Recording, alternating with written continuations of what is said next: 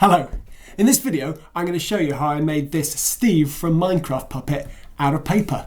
Welcome along. My name is Ben Stanley and I design and create paper-based working replicas of beloved Muppets, puppets, characters and creatures. So if papercraft's your thing or you just like what you see, I'd really appreciate it if you gave this video a thumbs up. Now, I am definitely not the first person to make Steve out of paper or card, but I might be the first person to make a Steve puppet out of paper or card. I don't know, but here we are anyway. Now, this puppet is made out of 6 sheets of thick paper, and it's, as you're just going to see in a second, it's really quite straightforward to put together. I've given him some cool little features. So, for example, he can say hello, hello, and speak. Obviously, Steve doesn't speak in Minecraft, but that doesn't stop you creating your own voice or doing your best Jack Black impression. As well as the voice there, or the mouth should I say, and we've also got these little loops at the back here, and they help in order to bring him to life. So he can wave, can pop the arms in the air, and also he can walk as well. So a lot of fun to play with. So yeah, that's Steve. So should we get into it? Yeah. This is how you make Steve from Minecraft out of paper. So as I mentioned, this is a 6 sheet of paper puppet, and slightly unusually for my designs, I'm making it with printed white paper. The starting point here is the mouth or jaw, and if you're using thinner paper you want to double this up and glue an extra layer on, but as I'm using thick 300 GSM paper here, there's no need for any extra strengthening. So the bit I'm folding and gluing here will become the mini handle that you'll use to open and close the mouth. This section then slots into a couple of holes that I've pre-cut into the face, and then once fed through, these 2 strips are glued at the top, folded over so they get glued down, then folded again with the back of the tabs then glued once they're folded down. When gluing here, you need to be careful not to spread glue anywhere else or it could stop the mouth mechanism from working. Then the bottom of the mouth section folds underneath and gets glued to the tabs at the back, and that's going to set the jaw in place. However, we're going to need these extra support pieces to guide the movement of the jaw mechanism up and down. They both just need a little bit of glue on either end so that the jaw section is free to move smoothly underneath their middle sections.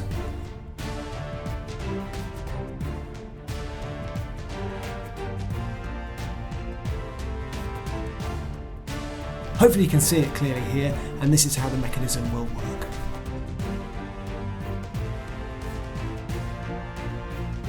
Once the jaw is fitted, we're on to folding all the tabs on the head section. You'll need to pre-score all of these fold lines before this stage. The template is really clear about which lines to cut and which to score for folding, and even which way they're going to fold. So once you've folded all the tabs, we need to add glue across here and here. And then we fold in and glue the relevant tabs to start creating the cube shape of the head.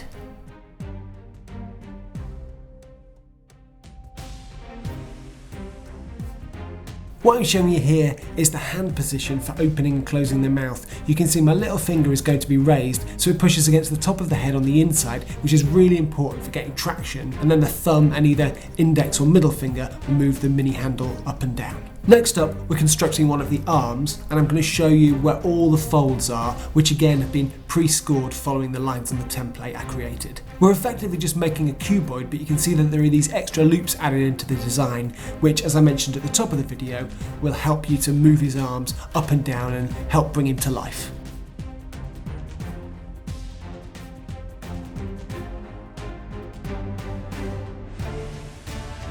Here we're punching a small hole for a paper fastener to eventually attach the arm to the body, and I'm adding a strengthening square to make it less likely to rip. If you're using thinner paper, you probably need to use a couple of strengtheners, which you can find on the template, but again, I do recommend using thick paper for this one. So once the paper fastener is in place, we glue another long strip of paper over the top of it to stop it falling out when we attach the arm to the body. Then we're going to spread glue onto all of these white areas, and again, the gluing and sticking itself is going to take longer than I'm showing here, as you really do have to give the glue time to bond the 2 surfaces.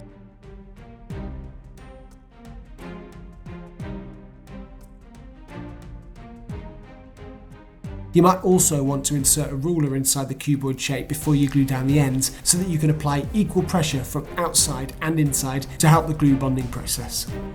Then all the end tabs just fold in together.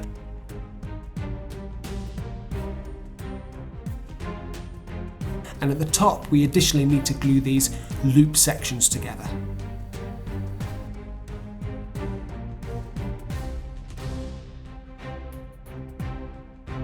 So that's an arm, and you can see the paper fastener sticking out ready to attach to the body. The second arm is a mirror image of the first and constructed in exactly the same way. Next are the legs, and again here I'm taking time to show you all of the folds, especially in this section because it's a bit more complex than the arms, as the legs will be attached to the body via a hinge rather than via paper fasteners. While I have a moment, I just want to reiterate that you really should use thick paper, essentially cardstock, for this puppet.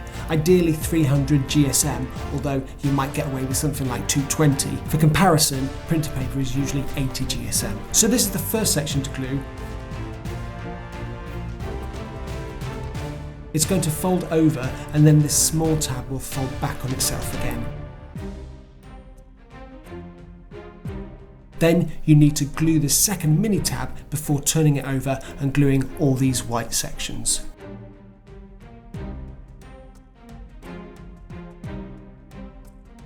So you want to take some time with the first tab and really hold it down and make sure that it's bonded well, as this join is going to be really important to the overall strength of the leg. So I would say that once you've glued this and the next tab in place, take a minute or two just to hold them there. And then we're on to gluing the long tab, and it's useful to use a ruler, or in my case a letter opener, to again apply pressure from inside as well as outside to help bond these sections. The lower end tabs are folded in as per the arm, and then again we glue the loops at the top of the leg section. The loop will be at the back of the leg and the other tab will attach to the body. And again, the other leg is a mirror image on the template, so constructed in the same way. So this is the body, and it's the same drill, pre-scoring the fold lines and then folding them before applying any glue.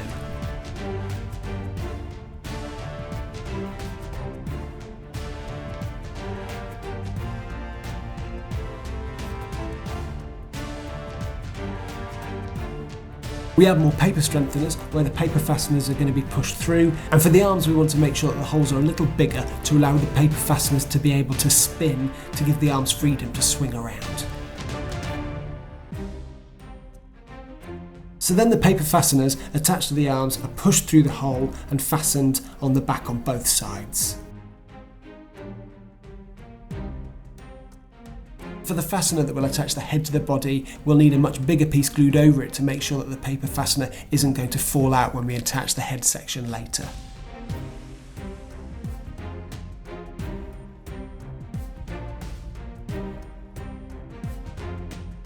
So again, we glue all of the white sections and then fold and glue as shown.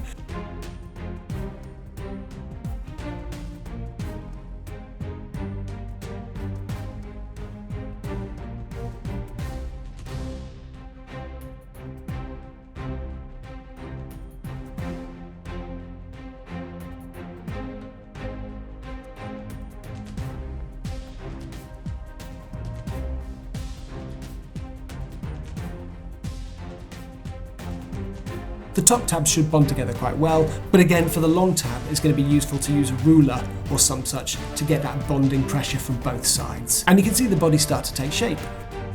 Then we glue the bottom side tabs, which fold together almost like the bottom of a cereal packet. More glue is added to the bottom of the body and to the tab at the top of each leg. And then we add the legs one at a time as shown so that they hinge at the front.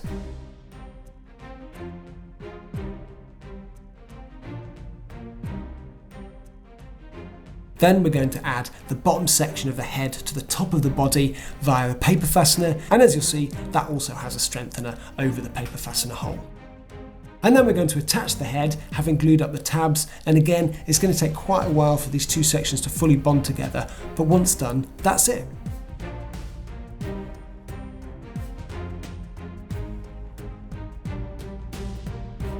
Unless you just want to sit him on your shelf, in which case I've included the back of his head in the template, but obviously that's going to stop you using him as a puppet. So that's not what I'm going to do here.